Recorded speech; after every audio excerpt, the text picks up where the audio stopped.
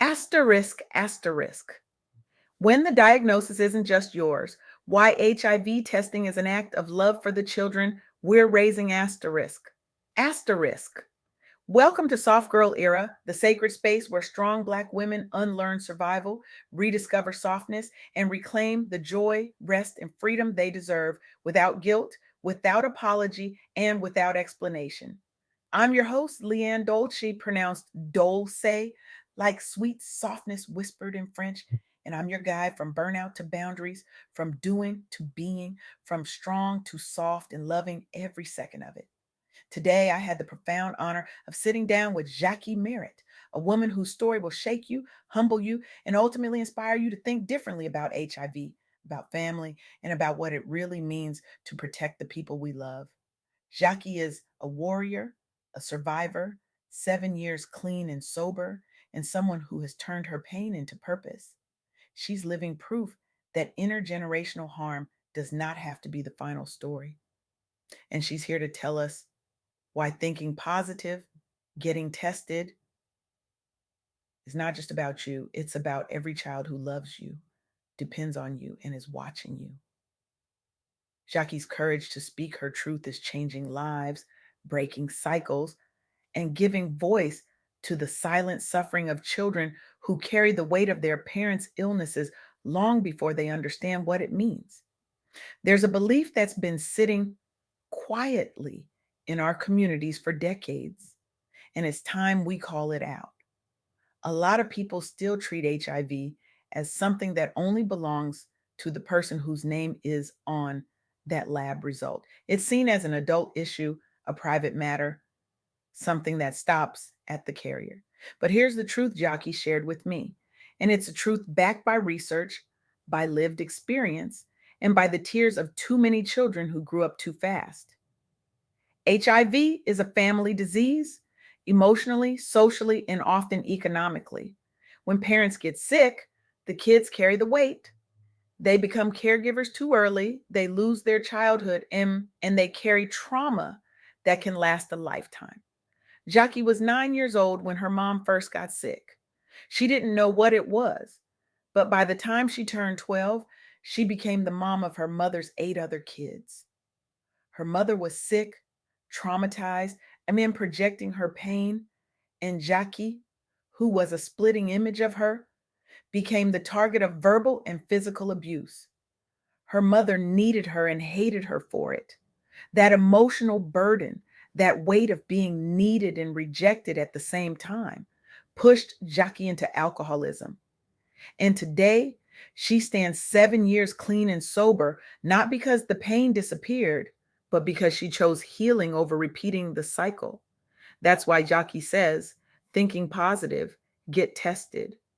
Because the sooner we know our status, the sooner we can protect the kids from becoming secondary victims.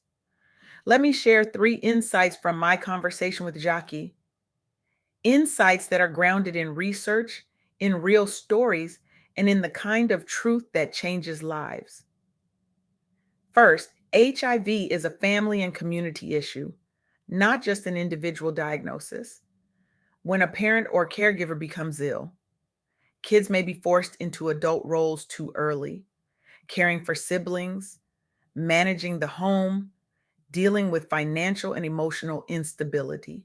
This can show up as trauma, depression, anxiety, or substance use later in life, especially when the child is also enduring emotional or physical abuse. For Black families already navigating racism, economic stress, and health disparities, HIV can multiply these pressures and widen the gap in stability and opportunity.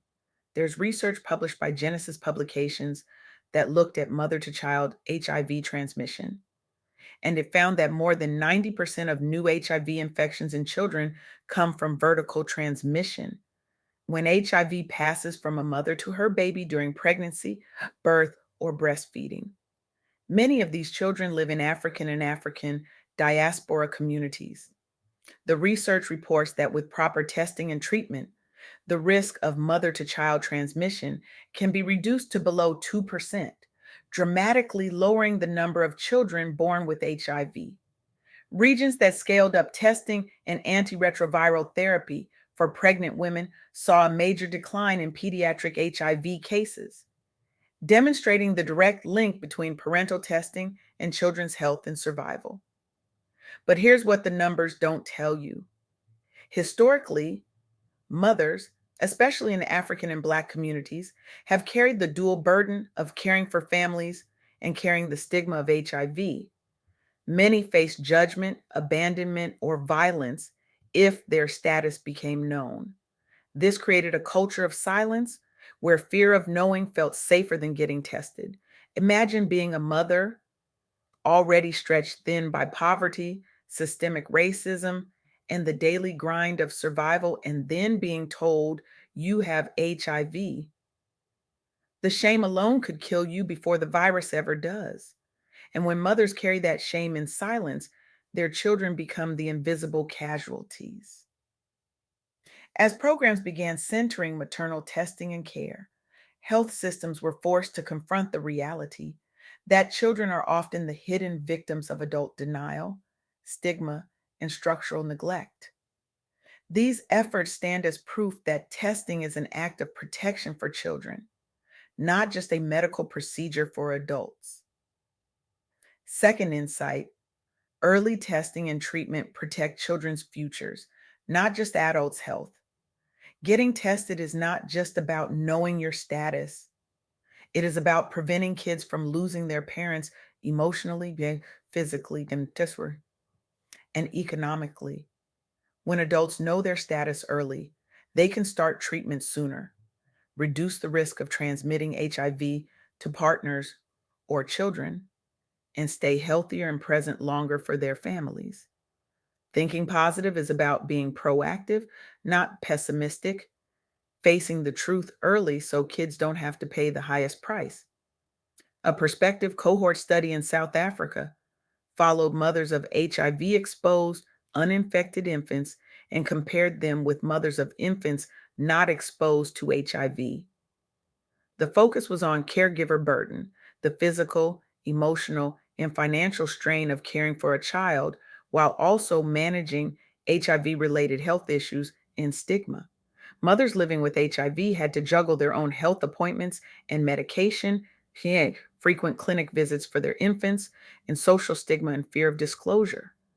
The study notes that this heavy load can negatively impact the mother's health and retention in HIV care and alter the responsiveness of caregiving, which in turn affects the child's well being.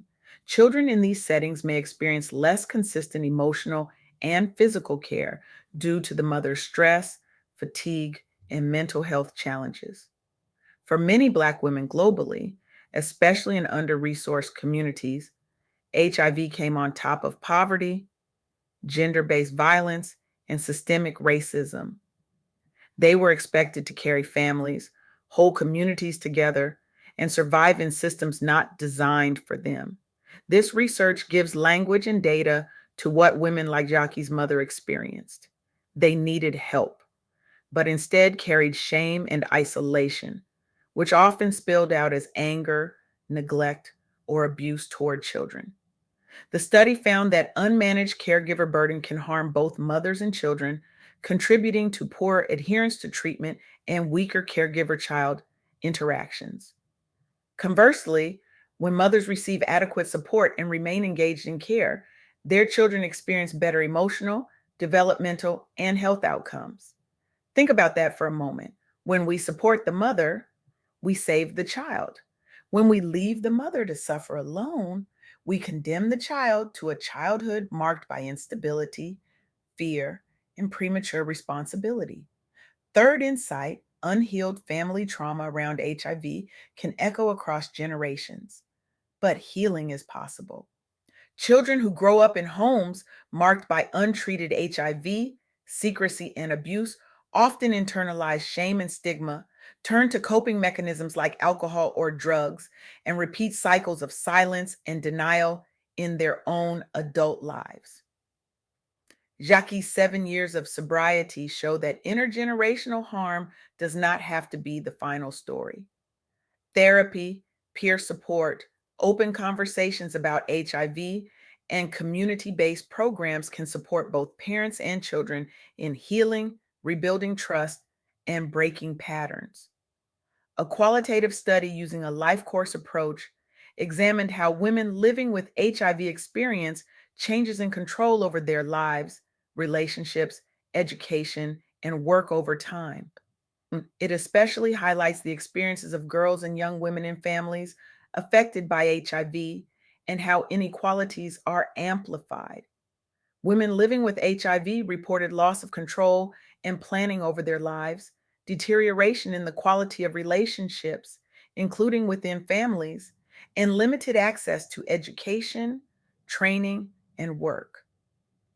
The study emphasizes how girls in HIV affected families are often denied educational opportunities and are expected to take on caregiving roles, which limits their future prospects. In one example, a respondent explains that girl children are often isolated and denied support, leading to long term economic and social vulnerability. This directly mirrors Jacqui's story of becoming the mom at 12 years old, caring for 8 siblings while her mother was sick, emotionally overwhelmed, and abusive. The research shows that this is not an isolated story, but part of a wider pattern where girls in HIV affected families step into adult roles prematurely, often sacrificing their own education, safety, and emotional health. The study finds that families with greater resources and support are better able to ensure their children still receive education and avoid long term disadvantage. Where support is absent, girls often become informal caregivers, lose their childhood in anger, and face restricted opportunities in adulthood. This work gave policymakers and practitioners evidence that HIV is entangled with gender inequality and generational trauma.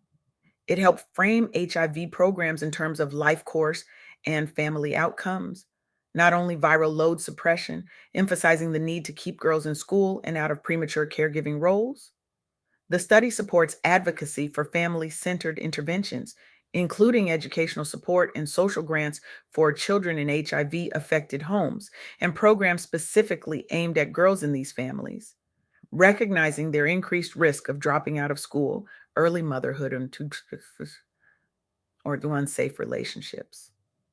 It underscores Jacqui's message: when a parent's HIV is untreated, unsupported, or wrapped in stigma, daughters often pay with their futures, and yet, with the right support, healing and transformation are possible. So, what might happen if more people and organizations adopted Jacqui's perspective? If more of us, individuals, families, churches, workplaces, and health systems, embraced this truth, a few things would shift. First, testing would become an act of love, not fear. Parents and partners would see knowing their status as a way of protecting their kids' futures. We'd likely see more people diagnosed earlier, more people accessing treatment, it's all, and fewer children losing parents or being born with HIV. Second, kids would stop carrying the weight in silence. When we acknowledge that HIV impacts the whole family, we build support systems that include mental health services, financial support, and practical help for children and caregivers. That means fewer children forced into parenting roles at 12, fewer turning to substances to cope, and more staying in school and building stable lives. Finally, we'd begin to break the shame that keeps our community sick. We'd hear more stories like Jacqui's, stories of surviving abuse, battling addiction, and choosing sobriety and healing. And those stories would remind us that our kids are watching how we handle pain. Getting tested, getting treated, and talking openly tells them you are worth protecting. So here's what I need you to hear: your HIV status is not just about you, it's about every child who loves you, depends on you, and is watching you. It's about the little girl who will become a mother too soon because you were too afraid to get tested. It's about the boy who will turn to the bottle because he watched his parents suffer in silence. It's about the teenager who will drop out of school because there's no one else to care for the younger siblings. It's about the future that gets stolen, one untested status at a time. I'm asking you calmly, but from a very deep place, go get tested. Do it for yourself, but also do it for the kids in your life. And if you're living with HIV already, then stay in care, ask for help, and refuse to carry this alone. Thinking positive isn't about expecting the worst, it's about choosing truth, choosing care, and choosing to protect the next generation. Because here's the real question we need to wrestle with. If we know that our silence harms our children, if we know that our fear becomes their burden, if we know that our untreated illness becomes their stolen childhood, then what are we willing to do differently? Are we willing to face the truth so they don't have to face the consequences? Are we willing to get tested so they don't have to get hurt? Are we willing to choose healing so they don't have to choose survival? The choice is ours. The time is now, and the children are watching.